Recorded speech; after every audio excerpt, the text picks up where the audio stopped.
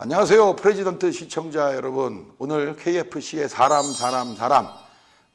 평소에 보시지 않는 그런 평소에 찍던 스튜디오가 아니고 오늘은 그 초대 손님 사무실로 제가 카메라를 들고 직접 찾아왔습니다. 그동안 제가 KFC의 사람은 다 그 뭐 서울시의원, 인천시의원, 경기도의회 의원 그리고 경북 상주시의회 의원 이렇게 주로 지방의원들을 좀 모셨는데 오늘은 처음으로 지방의회 의원이 아닌 지역의 사회활동, 시민활동을 하고 계신 분을 한 분 모셨습니다. 오늘 모신 분 소개해드리면 성함은 이제 이름이 유문종이고요. 이름은 수원 2049 시민연구소 소장을 맡고 계십니다. 인사 한번 해주시죠. 네, 안녕하세요. 수원 2049 시민연구소 소장 유문종입니다. 그동안 뭐 많은 지방의원들이 나오셨다고 하는데요. 지방의원들과 같이 함께 지역 공동체를 만들도록 노력을 해왔고요. 자치분권 활동이나 또는 시민 참여, 마을 만들기, 또 지속 가능한 도시에 대한 연구, 고민들을 해오고 있습니다. 네, 그냥 뭐 미리 준비하신 것처럼. 자, 이런 거 아니었어요? 네. 예. 그러면 좀만 더 그래도 처음 보시는 분들을 위해서 본인의 이제 과거 네. 이렇게 좀 이력을 잠깐만 좀 소개해 주시죠. 예, 뭐 80년대 대학 생활을 하면서 많은 우리 대학생들처럼 뭐 우리 한국 사회에 대해서 또 뭐 세계의 어떤 흐름에 대해서 공부하고 고민하고 네. 그러다가 뭐 학교도 좀 쫓겨나기도 하고. 오, 네. 예. 그리고는 이제 87년도에 군대 갔다 제대를 했죠. 그래도 무사히 네. 제대했습니다. 제대하고 나서는 그 수원에 있는 제1야학이라고 있어요. 저 네. 광교산 밑에 있는데 거기서 야학에서 활동을 하면서 학생들과 생활하고 한 4년 하다 보니까 이제 좀 더 조금은 좀 명확하게 사회 변화를 위한 실천적 활동이 필요하겠다 생각이 네네. 들어가지고 당시에 그 민주화 운동을 열심히 했던 청년단체에서 또 일을 했죠. 청년회에서 한 7년 일했나요? 네, 생각보다는 좀 많이 했어요. 좀 빠르게 다른 일을 하는 친구들도 많았었는데 네. 저는 좀 우직하게 그냥 한 길로만 한 7년 하다가 네. 그러고는 이제 지역에 갇혀 있는 것보다는 좀 글로벌한 어떤 세계적인 시야를 갖추는 게 필요하겠다는 이런 고민도 해보고 네. 또 당시에 또 사회적 변화도 있고 하니까 네. 그래서 이제 지속 가능한 발전이라고 하는 네. 예 그런 의제 운동을 했습니다. 지방의제 20일 네. 이런 활동도 하고 뭐 그러다가 또 뭐 여의도에서 우리 그 선거 공약 지키자는 매니페스토 운동도 하고 네. 또 수원에 와서는 또 공원 가꾸는 그린 트러스트 운동도 하고 오늘은 또 이렇게 또 텔레비전 뭡니까 이게 이 영상 찍고 있습니다. 예, 프레지던트 TV. 프레지던트 TV 찍고 있습니다. 네, 대통령이 되려면 여기에 출연을 해야 대통령이 될 수 있는. 그래요? 네, 대한민국의 유일한 방송이 바로 프레지던트 TV가 되겠습니다. 그러면 여기 필요한 사람은 대통령 되면 우리 진행하는 노민옥장 대통령 몇십 번 하겠네요? 아니죠. 그러니까 대통령이 될 필요 조건이 여기 꼭 있다. 네. 여기만 나오면 무조건 되는 충분 조건이 아니고 그건 아니고. 여기에 안 나오면 절대로 되지 않는다는 필요 조건 되는 이런 방송이 바로 이제 프레지던트 TV가 되겠습니다. 네. 근데 제가 지금 듣다 보니까 뭐 학생 운동도 하셨고 뭐 주로 이제 지역에서 청년 운동도 하셨다 그러고 의제 요즘에는 뭐 그걸 SDG라고 그러죠. 네. 지속 가능 발전 목표. 네. 뭐 이런 얘기도 있고 그리고 보니까 매니페스토 얘기를 했단 말이에요. 네. 저도 과거에 이제 매니페스토 운동에 대해서 뭐 많이는 모르지만 조금만 알아요. 그 매니페스토 그러면 뭐라고 설명해야 됩니까? 우리 시민들한테. 난 그거 좀 궁금해. 그래요. 우리가 이 단체를 만들 때도 사실은 이 용어 때문에 많이 고민을 했거든요. 네네. 그런데 그냥 매니페스토 원어를 쓰자고 해서 썼는데 매니페스토 뭐냐 그러면 약속을 지키는 것. 그 후보자가 선거 나올 때 공약을 하잖아요. 그 네네. 약속이잖아요. 네네. 그 약속을 잘 지키자. 이런 게 매니페스토 운동이고요. 예. 다만 약속을 잘 지키려면 좋은 약속을 해야 돼요. 그렇죠. 나쁜 약속해서 지키는 건 의미가 없죠. 네. 그러니까 좋은 약속, 좋은 공약을 그럼 어떻게 만들 거냐. 네. 그래서 좋은 공약을 잘 만들어서 잘 지키자. 네. 그렇다면 좋은 공약을 만들려면은 역시 유권자하고 소통하고 또 시민들하고 잘 소통해야 된다. 그러면서 매니페스토 운동은 소통, 신뢰, 공감, 뭐 책임, 뭐 이런 용어로 정리할 수 있죠. 그런데 바로 그거예요. 네. 거기까지는 저도 이제 이해하는데 사람들한테 이 매니페스토 그러면 그냥 직역하면 선언이잖아요. 선언. 그런 거죠. 선언 이렇게 말할 수 있는데 직역하면 그런데 이 매니페스토가 내용적으로 보면 야, 너 선거 나와갖고 맨날 그러니까 첫 번째는 좋은 공약을 해야 되고 그죠? 네. 말도 안 되는 나쁜 공약, 예를 들면 부동산 가격 올려준다는 이런 반사회적 공약이 아니라 그렇죠. 좀 우리 모두에게 부동산 값을 안정해서 집 없는 시민들에게 뭔가 혜택을 주겠다 뭐 이런 게 선한 공약이지. 그렇죠. 야, 부자들에게 땅값을 올려서 너 더 부자 되게 만들어줄게라는 공약을 한다면 그건 올바른 공약은 아니잖아요. 그렇죠. 그러면 이 공약, 좋은 공약을 내서 실제 실현 가능한 과정 이런 걸 우리가 흔히 매니페스토 실천 과정이라고 네. 한단 말이에요. 그렇죠. 그러니까 이거를 매니페스토란 말을 한마디로 시민에게 설명하는 게 너무 어려워요.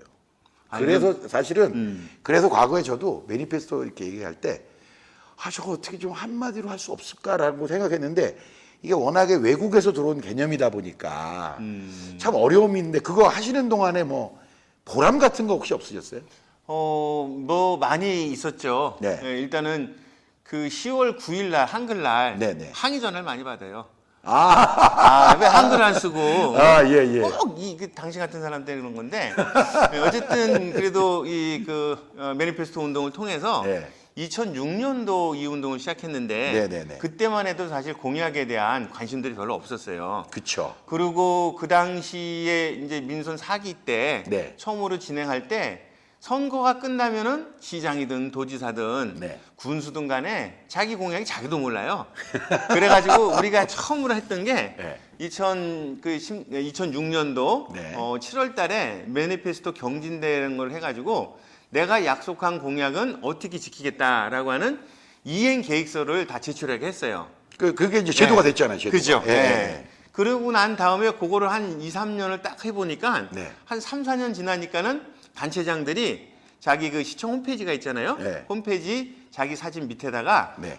매니페스토 또는 공약 이행, 네. 뭐 공약 실천 이런 네. 제목으로 자기들이 어떻게 공약을 이행한지를 다 이 홈페이지에 공개를 했던 거죠. 아. 사실을 공개 안 하는 데는 많이 혼냈어요, 우리가. 아, 공개 안 한다고. 욕하고. 그럼요. 야, 너 공개 안 하면 신문에 낸다고 처음에는 안 믿더라고요.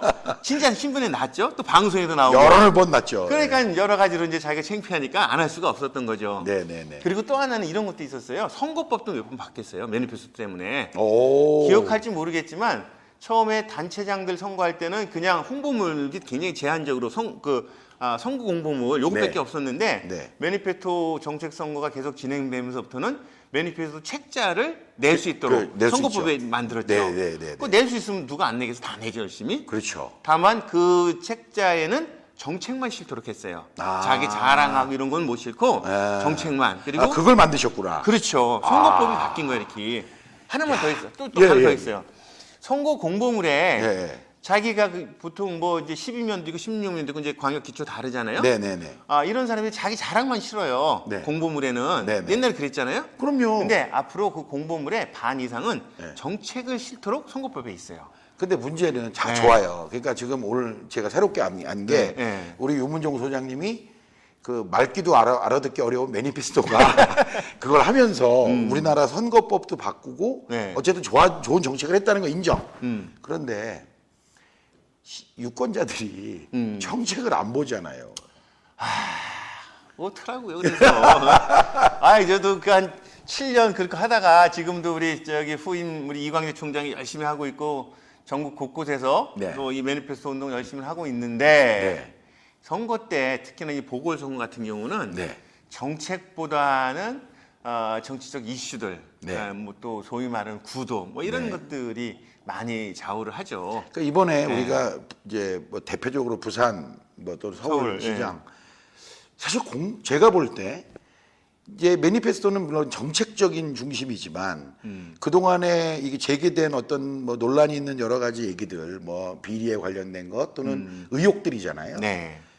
그 매니페스토는 정책을 중심으로 하다 보니까 이분들도 분명히 이번에 선거할 때 매니페스토 정책 공약서도 냈을 거예요. 그렇죠. 분명히. 냈죠. 그다음에 네. 선관위는 무조건 의무적으로 공약을 그 받게 공약 되죠. 이행, 이행 계획서를 냈어야 됐단 말이에요. 네. 근데 그거를 우리가 과정에서 어느 누구 하나도 야 오세훈이가 이렇게 냈다더라.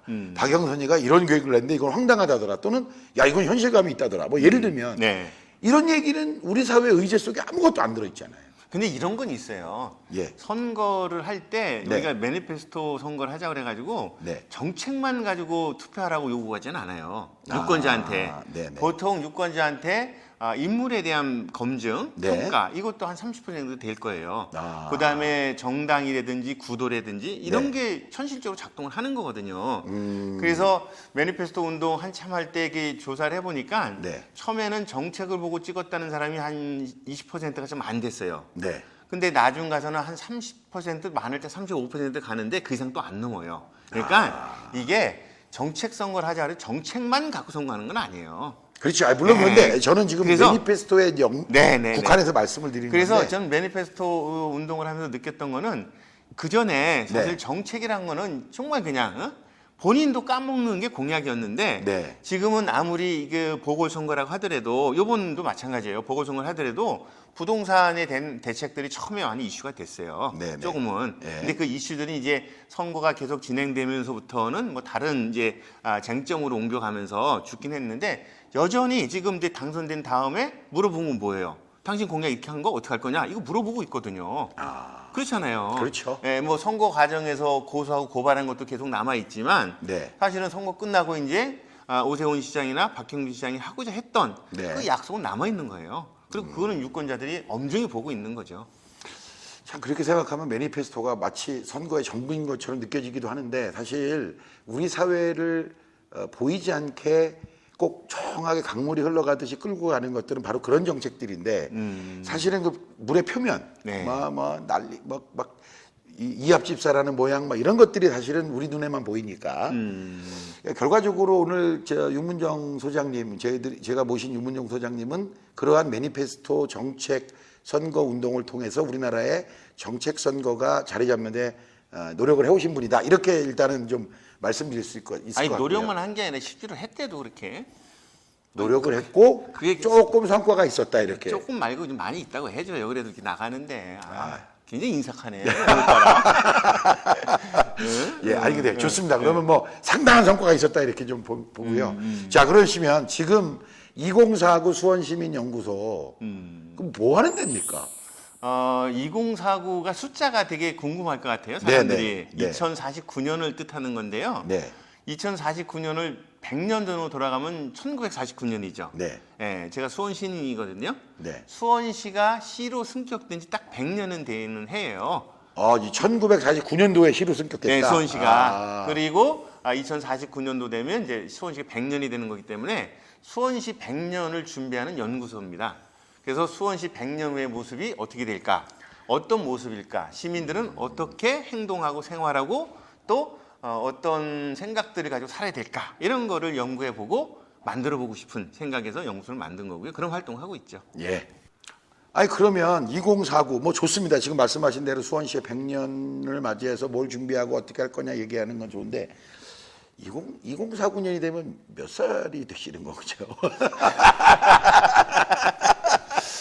또 갑자기 우울해지네. 그것도 우울해지는데. 예. 이제 뭐 한 90 가까이 될 것 같긴 한데. 예.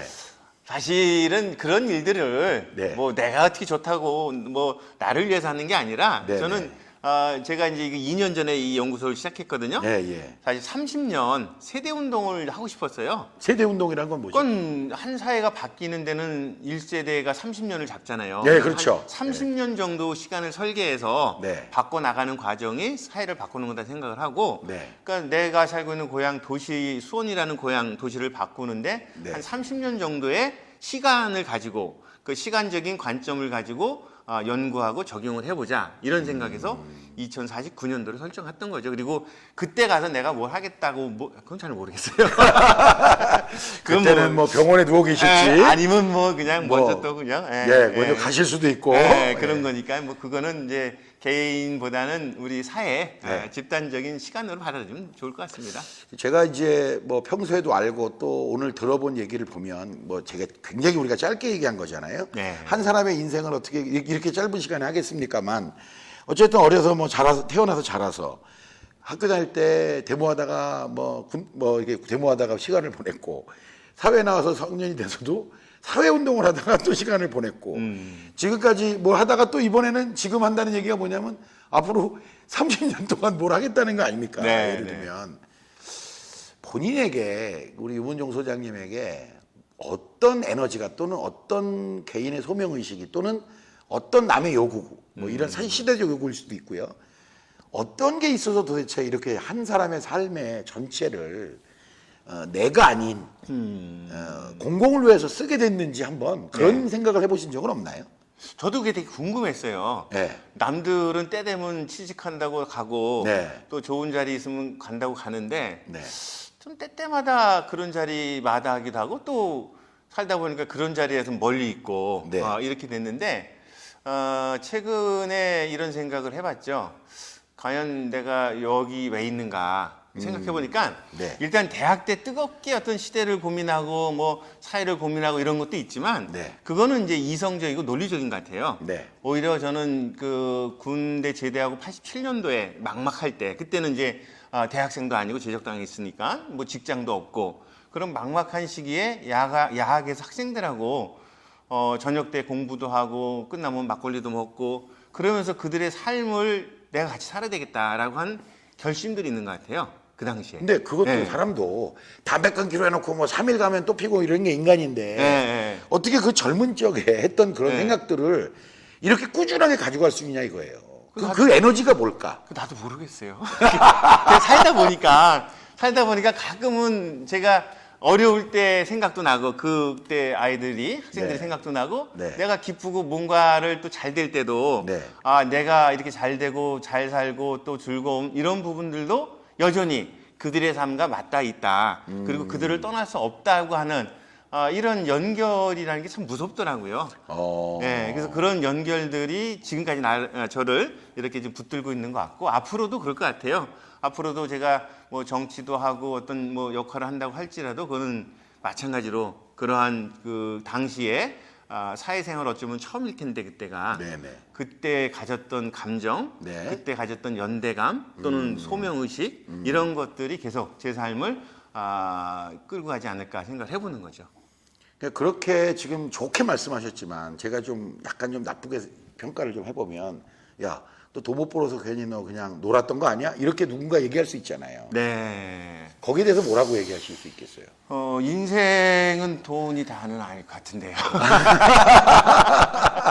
사실은 사람들은 그렇게 보이는 거니까 그게. 네. 그리고 높은 지위도 네. 고위 간직을 간다거나 아니면 뭐 어떤 전문적인 시험을 패스해서 네. 지위를 얻는다거나 이런 걸로 사람은 평가할지 몰라도 네. 저는 오히려 더 많은 사람들은 그런 돈을 벌었던 거, 어떤 고위직에 올라갔던 거, 전문직에서 어떻게 성공했던 것뿐만 아니라 더 중요한 것은 그 주변 사람들이 함께 살고 있는 사람들이 그 사람을 어떻게 판단하고 어떻게 받아들이고 있는가. 저는 이게 더 큰 힘이라고 생각을 해요. 그리고 그런 과정에서는 저는 뭐 이렇게 잘못 살았다는 생각도 안 들고 돈 못 번 거에 대해서 제가 게을르거나 무능해서 돈을 못 번 게 아니라 저는 오히려 좀 능력 있는 사람도 돈을 양보했어요. 이렇게 돈 좀 벌려고 당신들이 벌고 그리고 좀 잘 쓰라고. 다만 나는 돈이 없어도 내가 사는 길들을 잘 살겠다고 생각하면서 살고 있는 거죠. 좋습니다. 오늘 잠깐 이제 얘기를 나누면서 저는 그 동안에 정치 또는 뭐 사회의 공공적인 역할을 하는 사람들이 가장 갖춰야 할 자세가 공적 권력 또는 공적인 힘을 가지고 사적 이익에 복무하지 않아야 한다. 이게 저는 매우 중요한 기준이라고 봤습니다. 이번 보궐선거에서 사실 결과론적으로 보면 뭐 우리 사회의 전체적인 보수 진보 개혁 세력의 참패다 이렇게 이제 표현하고 있지 않습니까? 그런데 그 과정의 그냥 내용 하나하나를 보면 야. 저렇게 공적 권력으로 사적 이익을 챙긴 자들이 이렇게 선택받는구나 하는 그런 생각을 할 때 참 황당하다 또는 참 이렇게밖에 안 되나 이런 생각을 갖거든요. 네. 어떤 생각을 가지셨나요? 글쎄요, 뭐 그 보궐선거라고 하는 굉장히 좀 그 복잡한 네네. 이런 부분이기도 하고 또는 저는 이게 일반화시킬 필요는 없다는 생각을 해요. 이번 그 서울과 부산시장의 선거가 네. 우리 사회에서는 굉장히 중요한 이 변곡점에서 진행됐기 때문에 의미는 갖고 있지만 네. 이 선거의 결과나 양상이 네. 그 일반적으로 너무 확대해서 다음 선거에서도 이렇게 정말 뭐 그 잘못되거나 남한테 뭐 사기를 치거나 또는 지금 굉장히 고상하게 말씀하셨는데 네. 공적인 권력이나 그런 힘을 가지고 사적으로 편취하는 이런 부분들이 용납되는 것처럼 보이겠지만 저는 그거는 일시적인 이런 과정일 거고 오히려 하나하나가 시민들한테는 쌓여서 이후의 판단에는 좀 더 지평을 넓혀주지 않을까 이런 생각을 좀 해보고 그런 또 과정에서도 우리 시민들도 또 생각들을 한번 되돌아봐야 되겠다 이런 생각을 해보면서 보궐선거를 좀 바라봤습니다. 자, 그러면 이제 정리를 좀 해야 될 시간인데요. 본인의 살아오신 내용 그다음에 해왔던 과정에서의 업적 이런 것들 설명하셨고 또 이제 이번 보궐선거와도 평가를 좀 해주셨는데 내년이 우리 사회에 매우 중요한 이제 대통령 선거 그리고 지방선거가 있습니다. 네. 저는 사실 대통령 선거가 10배 중요하다는 것에 대해서 동의하지만 뭐 그거에 못지않게 지방선거도 중요하다 이런 생각을 하거든요. 근데 이번 보궐선거의 결과를 보고 야 큰일 났다 내년 대선 또 대선 결과에 따라서 지방선거 이거 큰일이다라는 얘기들을 많이 하는데 어떻게 전망하십니까? 그 내년 대통령 선거가 정말 중요하죠. 네. 그거는 어쩌면 한국사에서 그 활활살처럼 이렇게 폭발했던 네. 그런 힘들이 5년이 지나서 어떻게 이 뿌리를 내리고 또는 어떻게 확산되고 혹은 오히려 네. 뿌리가 막히고 잘리고 이런 것들이 이제 내년 대선에서 보여질 것 같고요. 다만 지금 1년 전에 예비 고사를 쳐본 건데 네. 조금은 좀 이런 그 바람직한 방향보다는 그 오히려 역사가 후퇴하는 이런 좀 느낌에서 좀 어려운 것도 있겠다는 생각이 들고요. 또 한 가지는 그럼에도 불구하고 이 지방선거 또 지역사회라고 하는 부분들은 다른 그 과정으로 네. 만들어지지 않을까 생각은 들어요. 그러니까 우리가 이 풀뿌리 또 주민공동체 이런 부분들이 정말 그 생활 현장에서 열심히 활동하고 또는 활동들이 퍼져나가고 그것들이 정책들도 만들어진다고 하면 네. 뭐 대선의 영향을 분명히 강하게 받겠지만 또는 지역마다 좀 다른 흐름들도 나타날 수 있고 또 만들어질 수도 있겠다 생각을 하고 네. 저는 지역에서 활동하는 지방 활동가로서 네. 또 지역에서 정치는 지역 정치가로서 네. 그런 고민들을 해봅니다. 우리 자기가 살고 있는 현장 네. 또 자기가 만들고자 하는 도시 그 공간에서의 역할 그곳에 살고 있는 시민들과의 소통하면서 만들어내는 새로운 미래 이런 부분들은 큰 틀에서 방향을 갈지 몰라도 꼭 거기에 종속되진 않을 거다 이런 생각을 해보고 네. 그러한 자율성들이 좀 넓혀질수록 네. 지역의 자율성들이 넓혀질수록